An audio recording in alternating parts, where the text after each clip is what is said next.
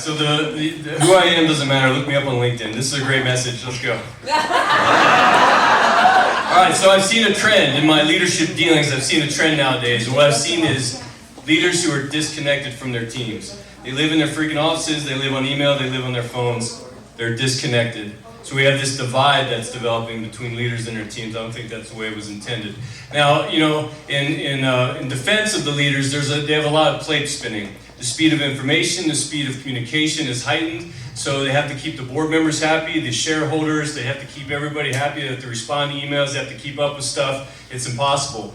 Their once compassionate eyes and hearts have now turned to a green heart, driven by money, much like the Grinch, right? So their focus has changed. It's unfortunate. They live in what Clausewitz was credited to falsely, actually, was the fog of war. Too much is going on.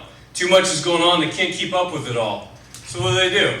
They're in a volatile, uncertain, complex, and ambiguous environment. What do? They draw back. They don't show up. Oh, you having a meeting? What are you talking about? I ain't going. That's an HR meeting. Like my friend said here, it's boring. All right, so we're not going to go. So they're absent. Absentee leadership. They don't go anymore.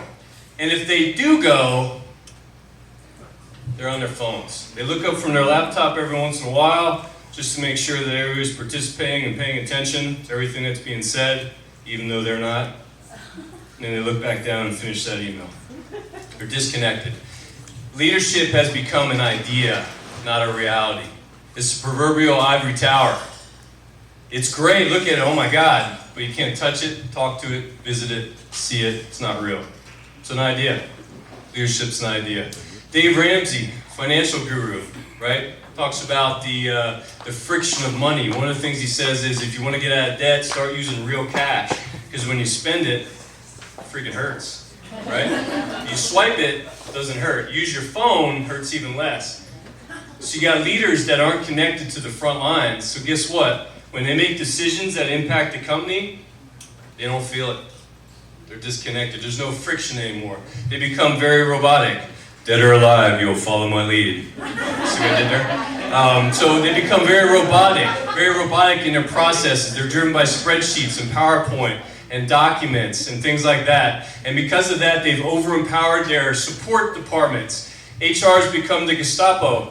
We know that you came in 40 seconds late this morning. It's time for your shower. No, you will not need soap. All right, so they've over-empowered their HR departments. And then accounting says, you know what? Yeah, I know you need paper. Just print on the backs of these. There's not much writing on the front. Denied. And IT, they do whatever crazy shit they do back there. So I don't know, but they've over-empowered them. They've given them too much power. Leaders belong where the people are.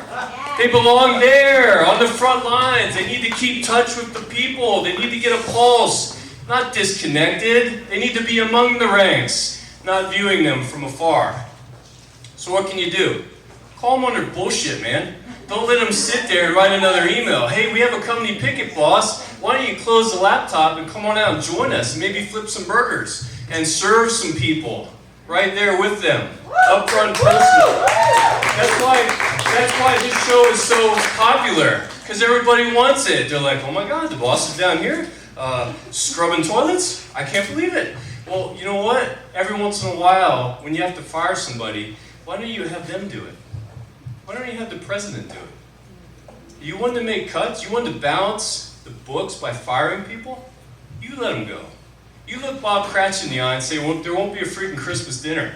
Get them involved in stuff. Get them down to the front lines. Pull them out of the office. Go on trips around to your different branches. Advise them.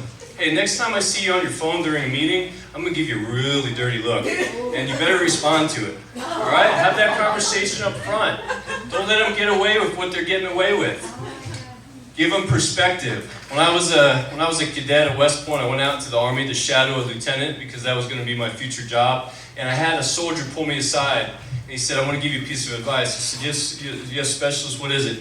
He said, remember that we're people. Not soldiers, not tools, not assets. Never forgot that. They were people, not soldiers. So sometimes HR folks, give them perspective. All right, now listen, there's going to be exceptions to the rule. Not everybody's going to follow what you say. But hey, if you're HR, you know what to do. We've been looking at your social media and apparently you need a shower too.